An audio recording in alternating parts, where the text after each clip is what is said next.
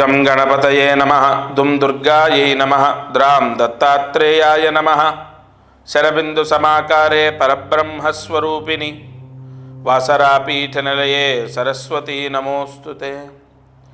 ఓం నమో భగవతే నారాయణాయ నమః. మారుతి అనుగ్రహం ప్రారంభ నవంబర్ 3, 2025. ఈరోజు వారం సోమవారం, కార్తీక సోమవారం, శుక్లపక్షం, త్రయోదశి, ఉత్తరాభాద్ర నక్షత్రం. ఇవాళ చాలా విశేషం, పర్వదినం. అయితే ఇవాళ దీపారాధన ఆవు నేతితో 3 ఒత్తులు ఒక ఒత్తిగా చేసి ఇంట్లో ఉత్తరముఖంగా దీపం వెలిగిస్తే లక్ష్మీ యోగం కలుగుతుంది ఆ ఇంట్లో యజమానికి. అంటే డబ్బు నిలుస్తుంది, డబ్బు రావాల్సిన డబ్బు వస్తుంది, ఇంట్లో డబ్బు నిలుస్తుంది. తప్పకుండా ఉత్తరం వైపు 3 ఒత్తులు ఒక ఒత్తిగా చేసి ఇలా గట్టిగా నలిచి అది ఆవు నేతితో దీపాన్ని వెలిగించాలి. కార్తీక సోమవారం కదా, సూర్యాస్తమయంలోపు వెలిగించండి. అలాగే ఈరోజు ఇంకొక దీపం కూడా చెప్తున్నాను.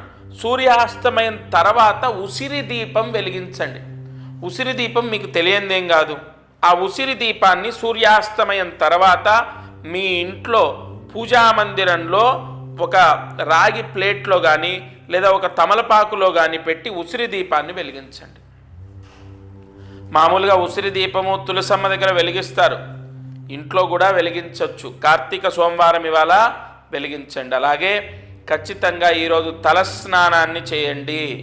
అలాగే ఇంకో ముఖ్య విషయం ఏంటంటే ఇవాళ ఉపవాసం ఉన్న చాలా విశేషం. అంటే ఉండగలిగిన వాళ్ళు పాలు పండ్లు, లేకపోతే టిఫిన్, ఇక అది కూడా లేకపోతే లాస్ట్ భోజనం చేయడం. ఉపవాసం ఉంటే మాత్రం చాలా మంచిది. ఉపవాసంతో ఉసిరి దీపం వెలిగిస్తే సమస్త ఐశ్వర్య యోగాన్ని ఆ ఇంట్లో యజమాని కుటుంబం అనుభవిస్తారు శివానుగ్రహం చేత. ఇక ఈరోజు అదృష్టం, ఐశ్వర్యం. కార్తీక పౌర్ణమి చాలా పర్వదినము, అంటే ఒక పాజిటివ్ ఎనర్జీ ఉన్నటువంటి ఒక అద్భుతమైనటువంటి ముహూర్తం. కానీ ఇక్కడ కార్తీక అమావాస్య గురించి నేను చెప్పబోతున్నాను. ఈ కార్తీక అమావాస్య చెడుని, దోషాలని తీసేస్తుంది. అంటే ఉద్యోగం రావట్లేదు, దశమస్థాన దోషం ఉంది, నేను చెప్పిన పరిహారం చేసుకోవడం ద్వారా ఆ దోషం పోయి ఉద్యోగం వస్తుంది. లేదు అప్పులు, ఆర్థిక సమస్యలున్నాయి, అప్పులున్నాయి. అయితే ఈ అమావాస్య రోజు నేను ఒక చిన్న పరిహారం మీ ఇంట్లో మీరు చేసుకునేది నేను చెప్తాను. ఆర్థిక పీడలు, అప్పులు పోవడానికి ఒక మార్గము అమ్మవారు మనకు ప్రసాదిస్తుంది. అలాగే వివాహం అవ్వాలి, కలత్ర దోషం ఉంది జాతకంలో, లేదా సప్తమాధిపతి నీచలో ఉన్నాడు, మళ్ళీ ఉదాహరణకు కుజుడు నీచలో ఉన్నాడు కర్కాటక రాశిలో, కర్కాటక రాశిలో పుష్యమి నక్షత్రంలో ఉన్నాడు, శని వక్రించున్నాడు, వివాహం అవ్వట్లేదు. అలాగే శని ఉన్న ప్లేస్మెంటు ఎలా చూసుకున్నా ఎక్కడో ఒక దగ్గర దోషం కనబడుతోంది.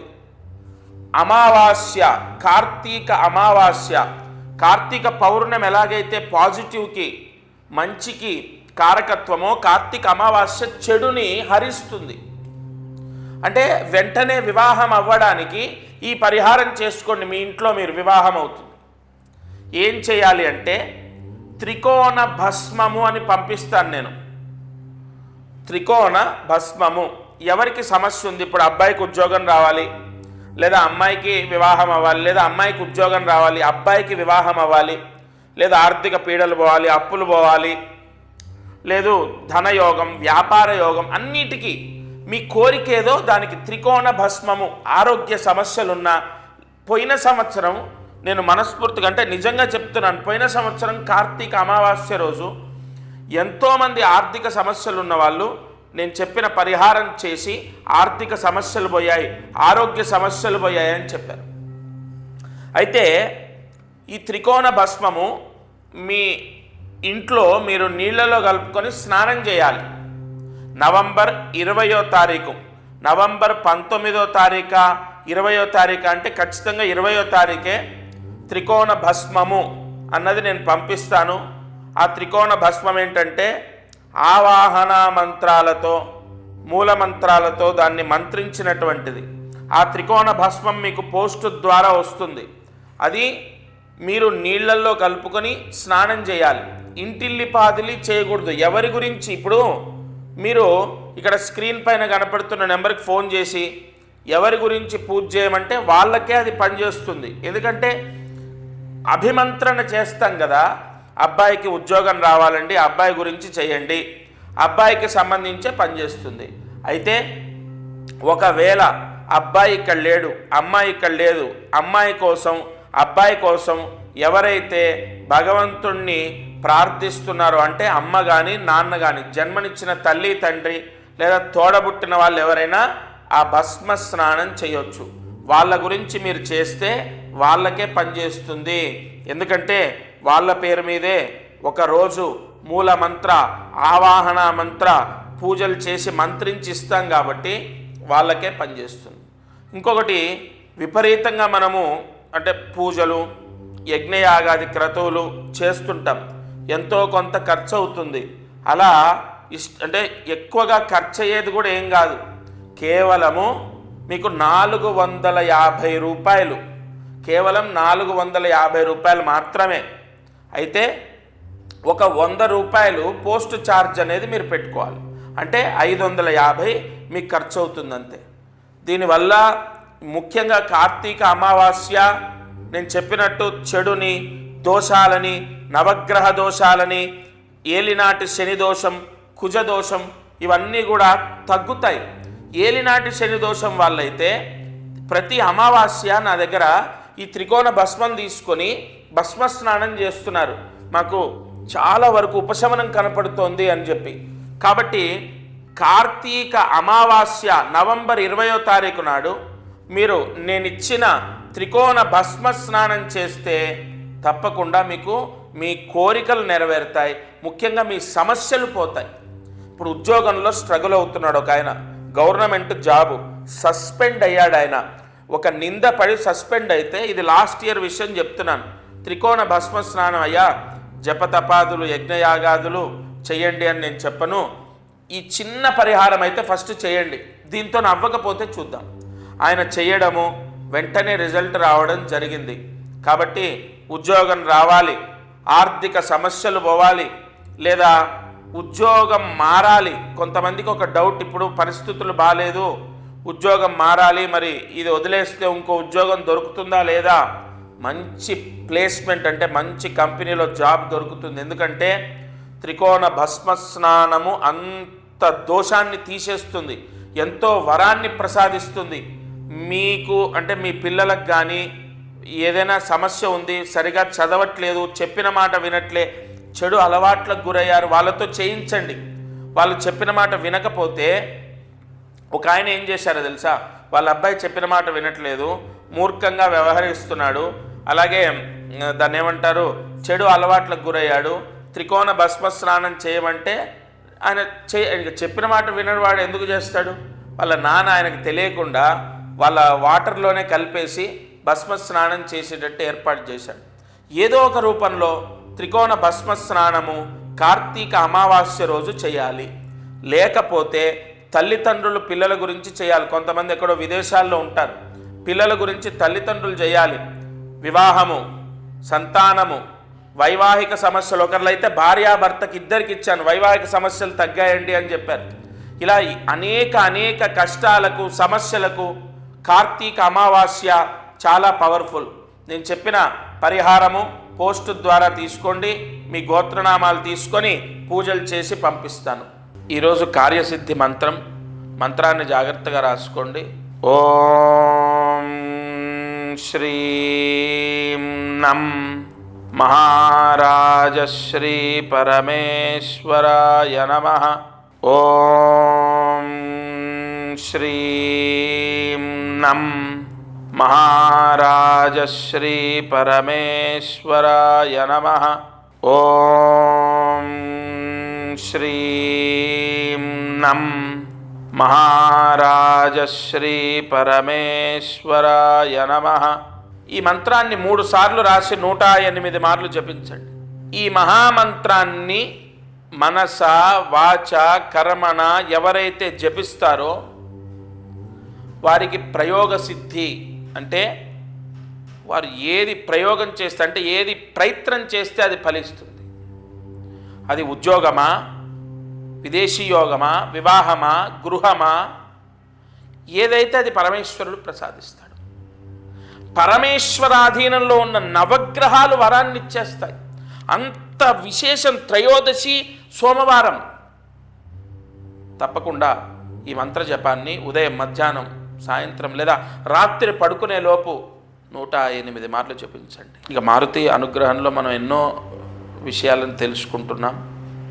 ప్రతిరోజు ఒక దీపారాధన గురించి ఎంతో వివరంగా నేను చెప్పడం గల కారణం, దీపారాధనతో అష్టైశ్వర్యాలు పొందిన కుటుంబాలు ఎన్నో ఉన్నాయి నాకు తెలిసినవే. నా వయసు ఎంత, నా పరిజ్ఞానం ఎంత, అటువంటి నాకు తెలిసినవే ఎన్నో ఉంటే మహానుభావులు, మా గురువులు ఎంతమందిని ఉద్ధరించారు. సరే, నేను ఒక పరిహారం చెప్తున్నాను కదా, ప్రతిరోజు అదృష్టమైశ్వర్యంలో చెప్తూనే ఉన్నాను.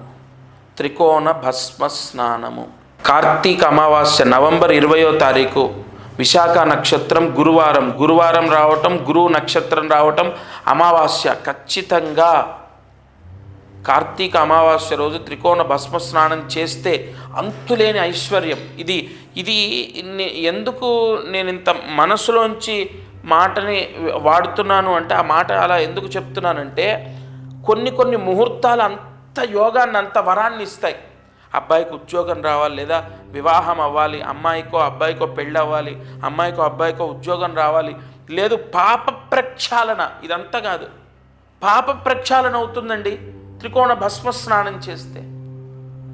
ధనయోగము, వ్యాపార యోగం, ఉద్యోగ యోగం, మానసిక ప్రశాంతత, కుటుంబ సౌఖ్యము, సంతాన యోగం, విద్యాయోగం, విదేశీ యోగం, ఇలా ఒకటి కాదు.